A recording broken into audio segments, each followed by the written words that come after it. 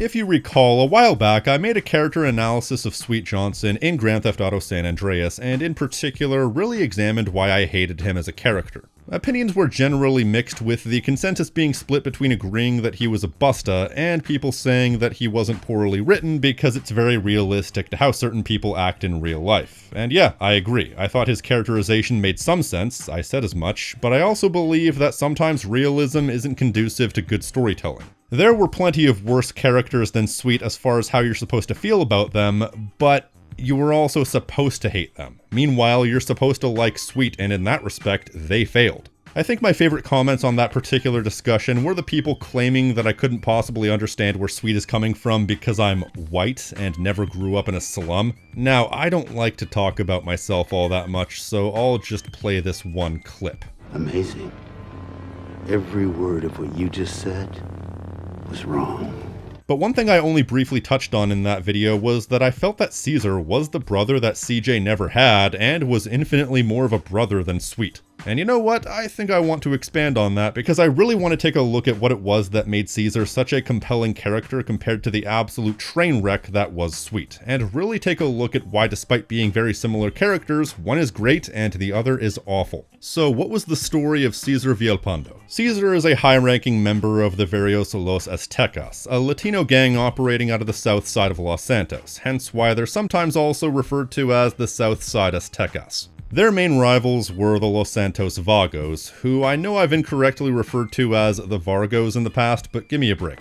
I've never once actually had to say that out loud before starting this channel, and I never actually looked that close at the word. The wiki says that Caesar is the leader of the gang, but I'm not entirely sure if that was ever specified. Either way, he's definitely a high-ranking member of the gang at the very least, and at some point before the events of the game, Caesar gets into a relationship with Kendall Johnson, sister of CJ and Sweet, in sort of a Romeo and Juliet forbidden love across rival gang sort of deal. Or would that be West Side Story in this case? I don't know. He's introduced rather matter-of-factly. Sweet is berating Kendall for dating some guy from the south side and tells CJ to go watch her back. I mean, what if y'all have kids? Leroy Hernandez? That don't sound good, girl. His name ain't Hernandez. Well, Leroy Lopez or then. Lopez either, you racist f***. One lowrider competition later, and he comes over to congratulate you on your performance. A bit of hostility ensues, and Caesar and CJ come to an understanding. They don't start off as friends, but for the sake of Kendall, they agree to a truce. We don't have to be friends. But Kendall, she's happy with me, carnal. Yeah, okay. I guess we cool. For now.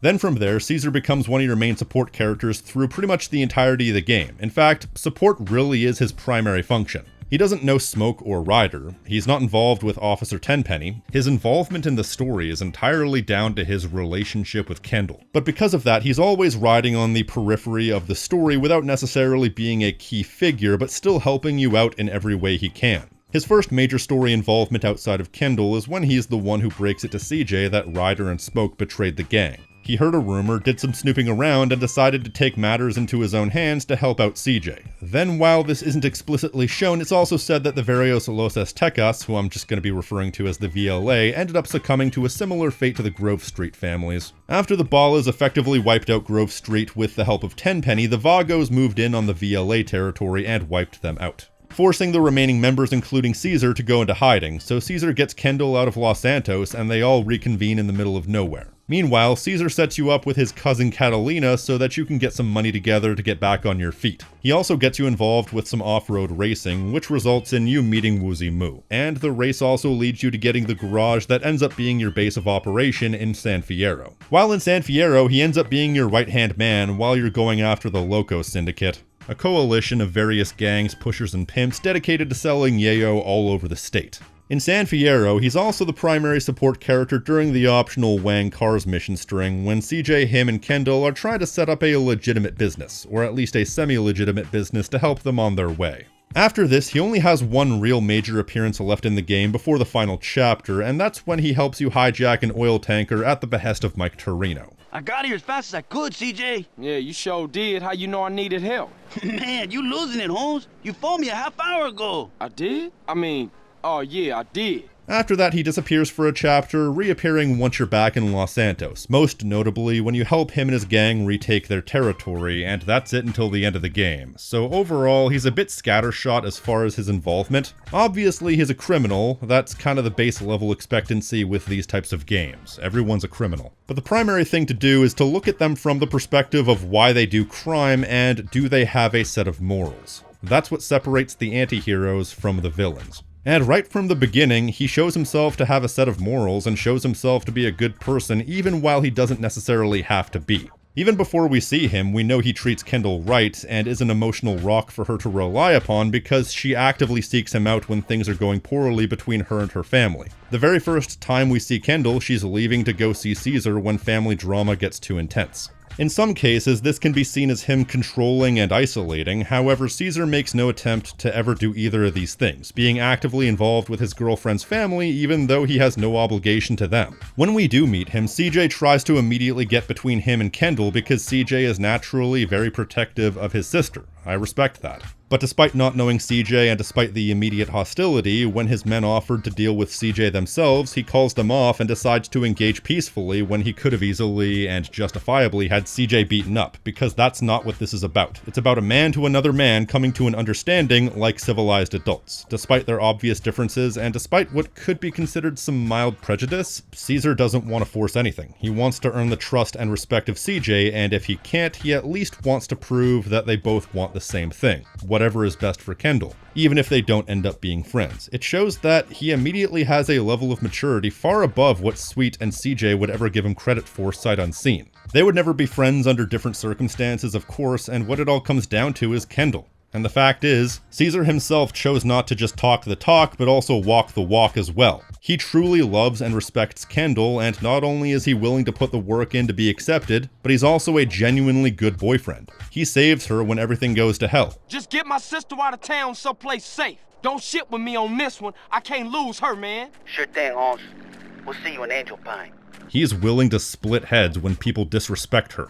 Those assholes keep saying shit to me. Who said this to you? The construction workers up that hill. I'ma f*** 'em up. Nah, hold up. You get the sense that Caesar had a good mother because he respects women and he's a stand-up guy, to the point where he's willing to step up for her family far beyond what would be necessary. He's low-key always stepping up. Without him, there's a good chance that much of the story would not happen, making him low-key one of the most important characters in the game. Outside of Kendall, he had no involvement with the Grove Street families, so he didn't have to step up to look into the rumor that Smoke and Ryder were turncoats, but he did. He didn't have to introduce his cousin to CJ so that they can pull some robberies to get some money to get themselves back on their feet, but he did. Then there's the street races. Without Woozy Moo, there's no Da Nang Boys chapter, there's no Four Dragons Casino chapter, there's no taking back Mad Dog's mansion from drug pushers, and without Caesar, you would have never met Woozy. And the thing about stepping up even if you have no reason goes for the entire Loco Syndicate chapter. What connection did he actually have to the Loco Syndicate? His connection is pretty tangential. There's no indication that the Vagos were part of the Loco Syndicate, but the Ballas were, and the Ballas were allied with the Loco Syndicate and the Vagos. Therefore, through 2 points of separation, the Loco Syndicate is responsible for his gang being wiped out.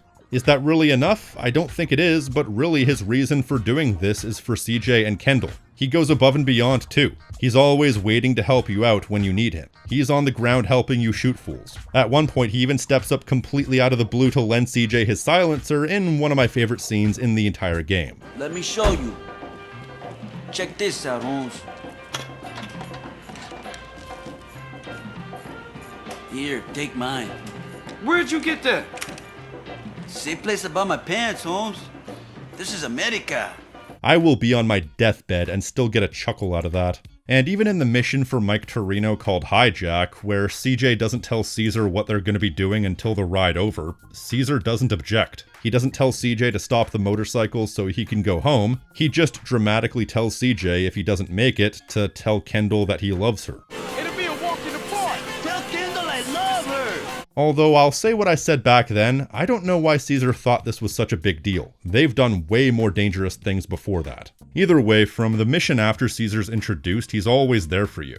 I would go as far as to say that he's a better brother to CJ than CJ's own brother, which to be fair isn't exactly much of an accomplishment. But it's still worth pointing out. It goes back to that thing about respect. Respect is one of the primary themes this game works with, hence why it's one of your primary stats you can upgrade. The people who respect CJ thrive, and the ones who disrespect him suffer. And Caesar is one of the most respectful people in the game. In spite of the fact that he's a criminal, he's a good guy. Matter of fact, in spite of the fact that CJ is the protagonist, CJ actually shows more disrespect to Caesar by accident than Caesar shows anyone through the entire game. In the penultimate mission, Caesar asks CJ to help him and his gang retake their lost territory. CJ is initially hesitant, thinking that Sweet will blow a gasket because Sweet just went on a rant about how CJ doesn't do anything for the gang, the bastard. But Sweet tells CJ to go repay his debts. Really, it's the only time in the entire game, outside of asking CJ to give him a chance, that Caesar asks something of CJ. And I don't think there's any malice to it whatsoever. By this point, Caesar has done a lot for you while barely asking for anything in return. And by this point, I believe CJ owes him one.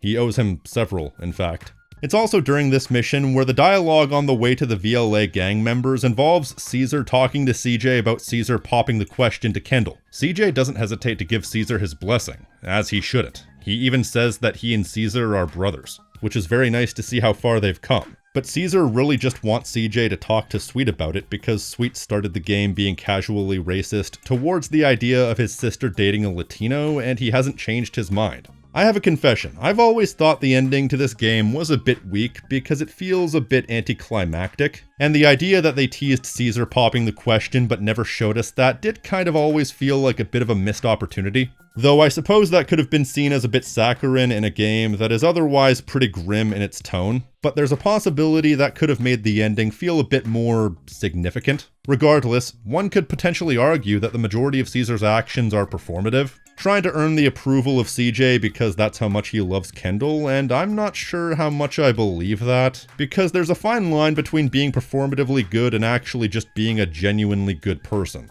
Like, one moment I commit to memory is during the mission Yaka Boom Boom, which chronologically takes place immediately after the mission where you kill Ryder. And despite everything, CJ is still upset over the idea that he had to kill his own homie. Caesar's the one who decides to comfort him in this moment and tell him what's up. Little Lasso tried to bang your sister, you know that?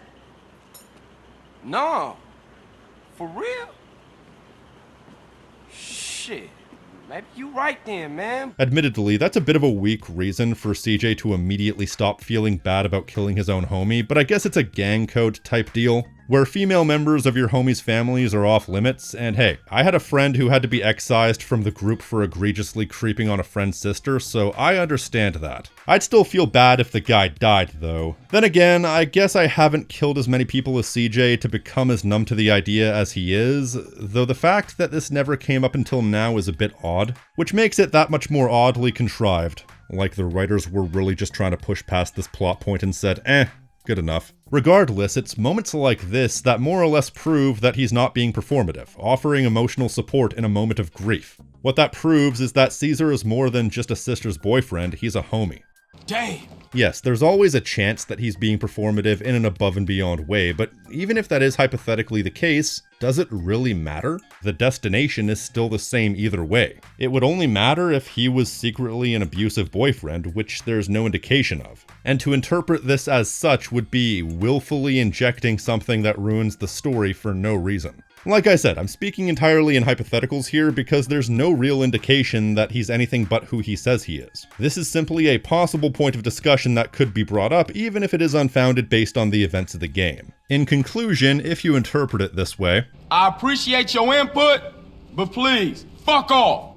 I think Caesar is a really good comparison point to Sweet because if he doesn't lead the VLA, we certainly don't see who does. So hypothetically, let's just say he does. So they both lead their faction and above all else want their faction to thrive, which is fair enough. But while Sweet is an insufferable prick sitting around and complaining about how everything is terrible while not lifting a finger to make things better, while he sits around on the verge of self-destruction while posturing about living and dying for the gang, indeed, while he sits around complaining that CJ doesn't do anything for the gang while doing all the work for him and Sweet wants all the recognition while doing none of the work, Caesar is a proactive leader. We don't know when the VLA was established, but the speculation was that it started in the 80s, where the Grove Street families could have been established as early as the 60s. But either way, that means in the time it took for Grove Street families to reach their peak and decline because Sweet is a terrible leader, the VLA managed to take the entire south side of Los Santos, meaning that whatever you want to say about Caesar, he's a significantly more effective leader than Sweet. And while I don't remember this being said, the VLA is also apparently much like Grove Street, or at least Sweet himself, philosophically against drug pushing as a means of income. They like their cars and they like to party, but apparently drugs are off limits. So they've managed to thrive despite willingly turning down what could potentially be their greatest moneymaker. Plus, compared to Sweet, Caesar is forward-thinking. He has loyalty to his gang, he has a love for the game, but that's also not all he aspires to. The VLA generally has an interest in cars, particularly lowriders, but by extension, Caesar also has a love of cars and car modifications. Hence why during the Wang Cars mission string, he is your right-hand man in the business. He's the one getting the contracts, he's the one on the floor helping you with things going on, and as a matter of fact, in the mission puncture wounds, he comes into the garage frustrated because he was trying to jack a car for a contract, but didn't have any luck. I've been following her for hours, but she stopped for nothing. You'd have to ram her off the road in order to get a chance to get her car, and you know a wrecked car is no good to us. While it's off screen, it shows that he's proactive. He's actively doing things to further the interests of himself and the people around him. He's not sitting around sulking that things could be better. He is doing things to make things better. And you may say that Sweet is a better character because he's more loyal to his gang. I disagree with that. I think Caesar is equally as loyal, he's just more level-headed about it. He's able to keep things in perspective. In the cutscene Mission King in Exile, Caesar wants to go back to Los Santos and take it back from the dope dealers and the enemy gangs. I did this to take care of my woman, but now I'm gonna head straight back home and I'm gonna cap me some fucking dope dealers.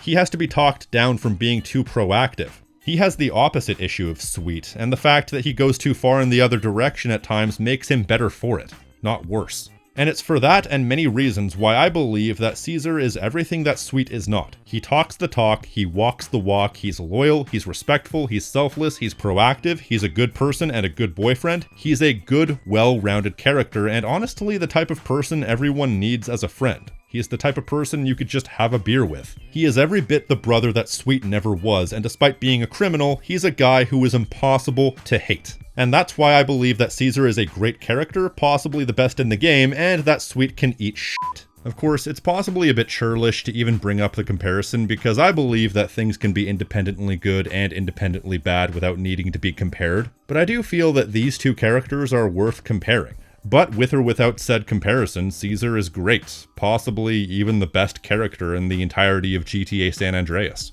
If you like this video and want to support the channel, you can leave a like, tell me what you think in the comment section, subscribe, and hit the notification icon so you're always up to date on what I'm doing.